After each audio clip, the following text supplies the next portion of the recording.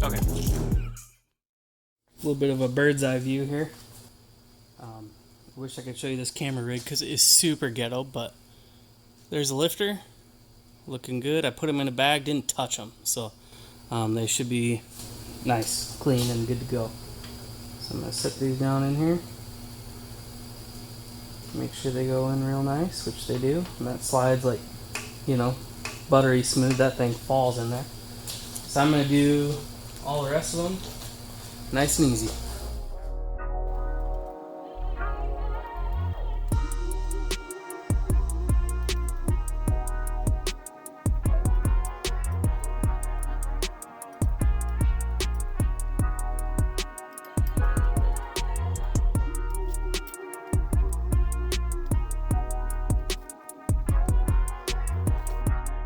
Okay, all the lifters are down in there. Those are a roller hydraulic lifter.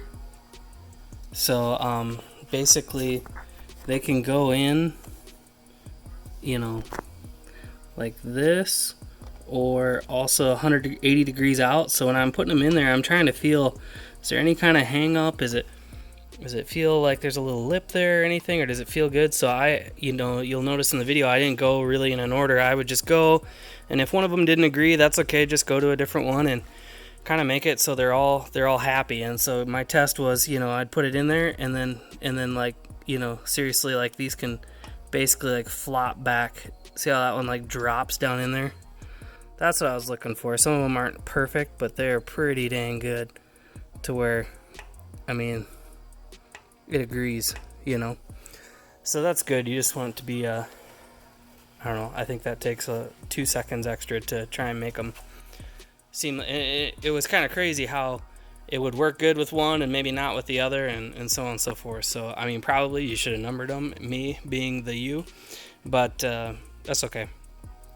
I don't think it's going to matter all that much. So, now I'm going to put this little brace in, and then also the little dog bone links that keep the wheel of the roller actually rolling on the face of the cam.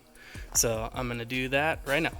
Alright, so here are the little dog bone links, and you can see they have like kind of that flat in them.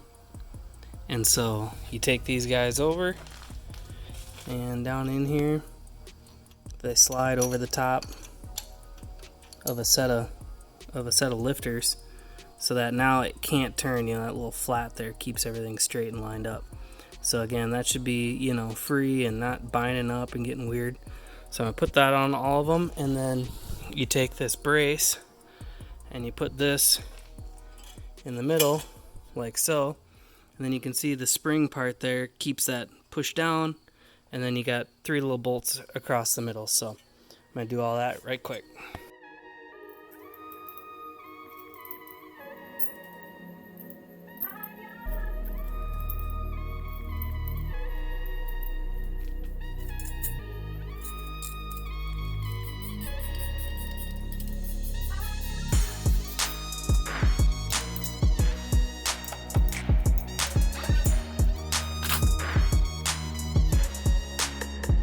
Okay, so here's the push rods.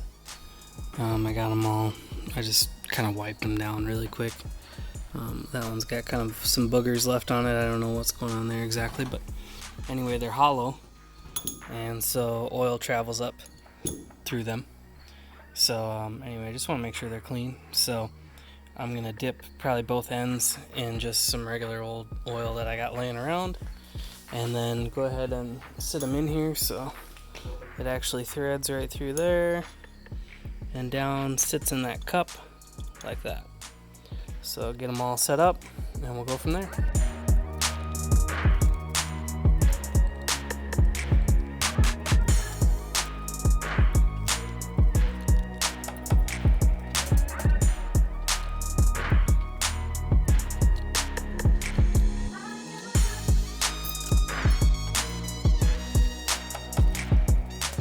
Okay, so here's my pile of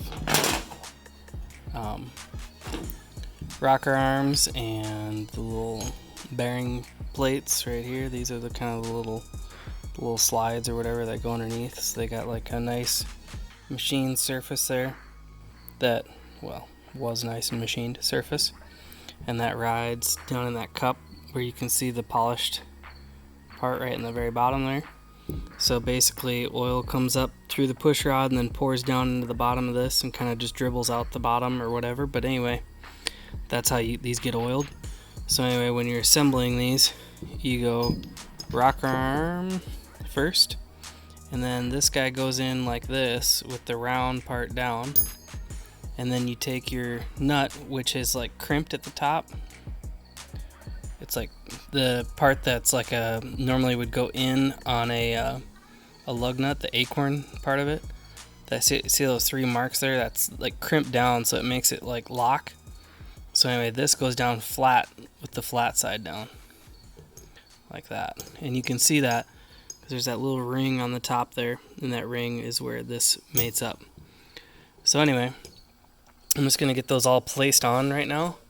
Just get them all placed onto their spots. And then we'll go through the set procedure for it.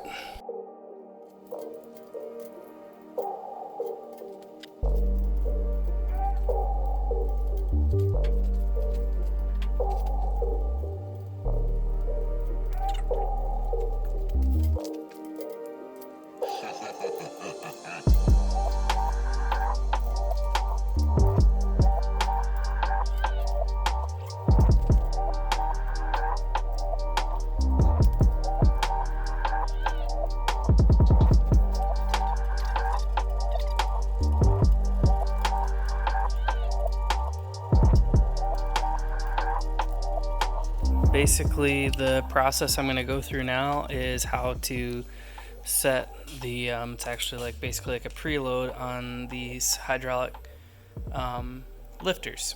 So, you know, what you could do is you could go around and do each one individually. One, you know, there's 8 on this side, 8 on the right side here, and go through all 16 and do that process each time, ensuring that the cam is you're on the flat of the cam. But that's, I mean, that takes a long time and farting around with rolling this engine over a lot. So I talked to my buddy Bryce.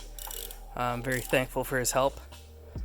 And basically he, you know, used to build engines for a living, and 350s has done numerous. So anyway, if you were going to make money doing this, the procedure is as follows. Basically, you set it to either, you know, to the timing mark of 0, and so that would either be top dead center 1 or 6.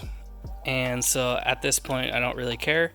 I'm going to go through and set the tension on all of them, and then I'm going to roll it over 1 rotation, and then that'll be on, if it was on 6, it'll be on 1. If it was on 1, it'll be on 6. And some of these, the ones that were on the highs of the camshaft, will now be on lows. And so I can just adjust the loose ones. So I'm going to put this thing in the tripod, but basically the most important thing at this point is that we're at our 0 mark there, timing wise, and we'll get this going. Got this set up so you can see like this guy is like way floppy loose. I'm just like playing with the push rod with my fingers. So I'm going to tighten this down until there's no play anymore. So we're going to keep going. Keep going. Still, we're getting close. Still.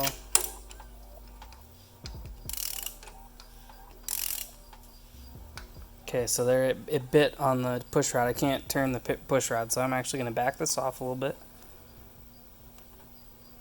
till I can feel some drag on the push rod. So like right there, it still spins just like buttery smooth with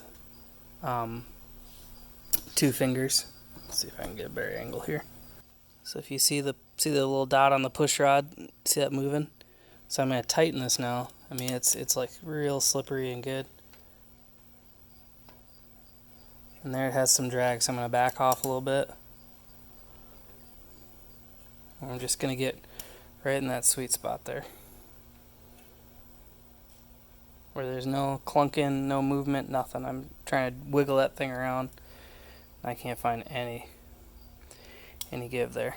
So it's just got a little, barely any drag there. So I think that's where we want to be. So I'm going to go around and do all the other ones in that same method. Alright, so I've gone around and tighten these all down so that, you know, there is no lash there. That sucker is perfect, and I can just take 2 fingers, and that's an oiled up push rod, and I can still turn it just fine. So next thing is I'm going to turn the engine over one time. So from 0, I'm going to go all the way around 360 back to 0. So here we go.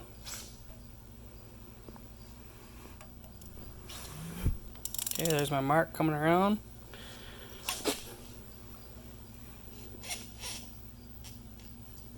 There we go. So we're at 0 now.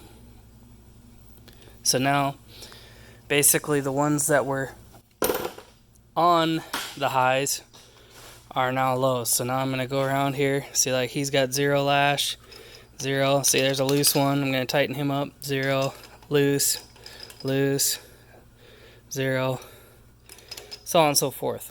I'm going to go around and do it one more time. Any ones that are loose, I'm going to tighten up.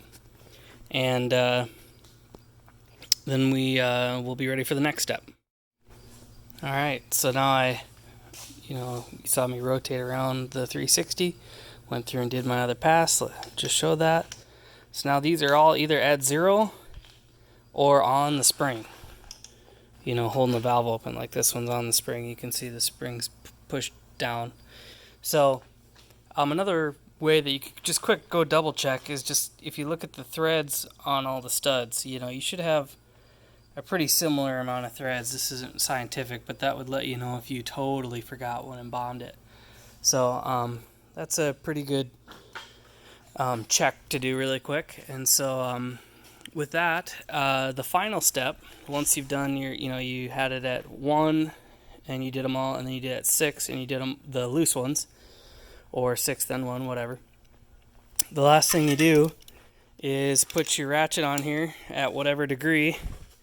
And so you see it's, I'm going to see if I can find a better.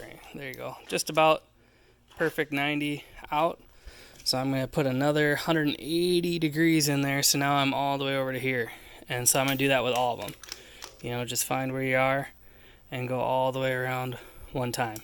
Or 180 degrees. So here, there. And so on and so forth. So I'm going to do that with all these really quick. And then we should be good. Okay, so I just rolled this thing over. Did like 2 revolutions just to make sure wasn't anything weird or crazy going on. So I can hear the air moving, so that's what you want. So anyway, I'm not really sure what the next step is. Probably put the intake manifold on, but I don't know if it's cleaned or anything. So anyway, making progress.